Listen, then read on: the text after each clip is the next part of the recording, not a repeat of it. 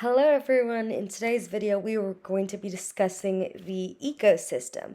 Now you might be wondering why it's even important to talk about the ecosystem. Well, the ecosystem allows us to learn the relationships between various organisms and how they interact with the environment. It also allows us to learn how our world is changing and what we can do to help it. Alright, so today we're going to be talking about the ecosystem. Well, in the ecosystem, everyone plays a specific role. And these are called energy roles. And we have a few key roles here. We have the producers, the consumers, and the decomposers.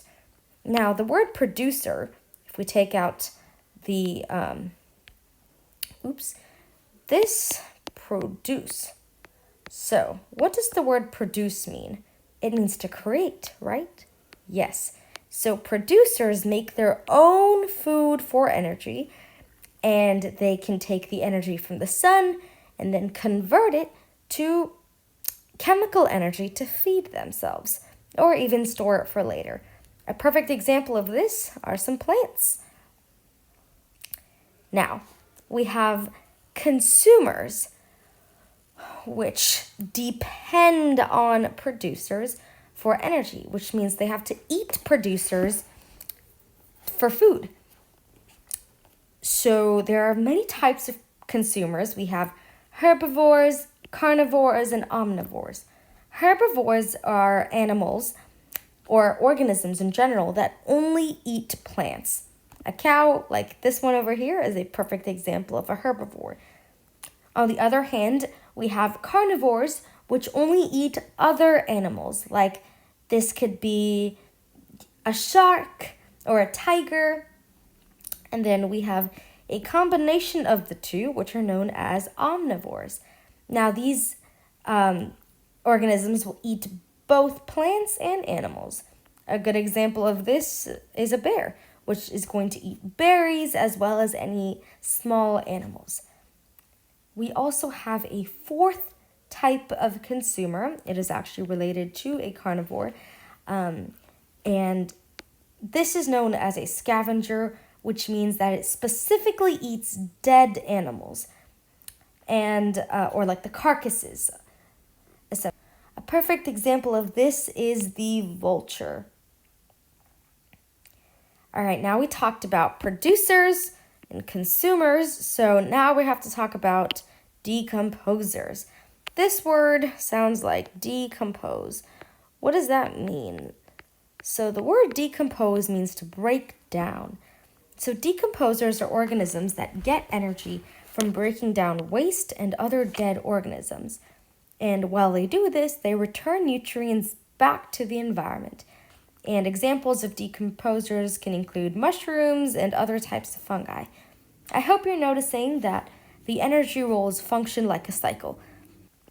Producers make the energy, the consumers eat the producers. If the consumers die, the decomposers get energy from breaking down the dead body. They have nutrients to the environment, and then these nutrients allow for the producers to grow as well. So it's just a big old cycle. Now, the next thing that we're going to be talking about are various types of relationships in the ecosystem. Now, there are two key words we need to know here: predator and prey. A predator is the one that hunts and eats the other animal, whereas the prey is the one that is being hunted by other creatures for food. Now, when we're talking about ecosystems, we're talking about something often called a food chain and a food web. So how are these two different? A food chain is a series of steps about how energy moves from one type of living being to another. We just talked about this cycle above, but you see we got the plants, and which goes to the deer's eaten by the wolf, and then if the wolf dies, the decomposers get to it, and then it's back to the plants. Now, on the other hand, a food web is something that connects many different types of food chains. A food web is just a very intricate food chain. So we have plants, which go to grasshoppers, but they also go to birds, and it's just a very complex situation.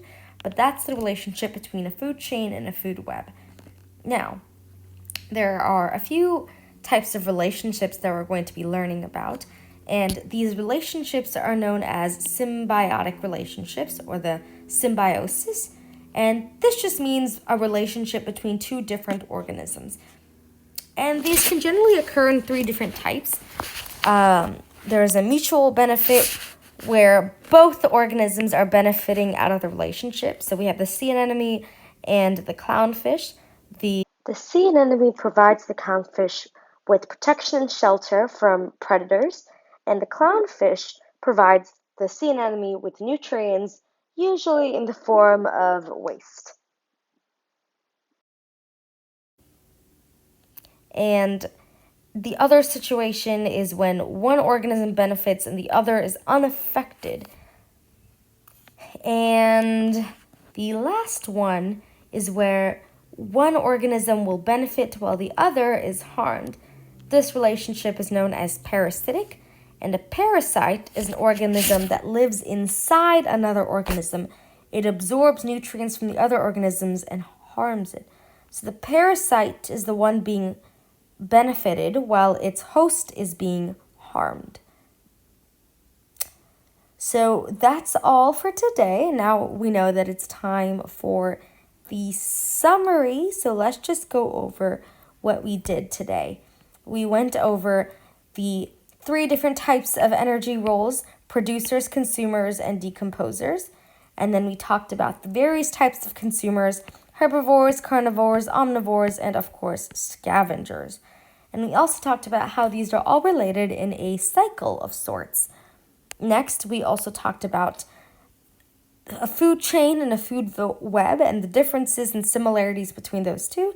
And finally, we ended up talking about different types of relationships that exist among organisms. They can be mutual benefit, one benefit, others unaffected, or one is benefited while the other is harmed. That's a wrap on today's video. See you next time.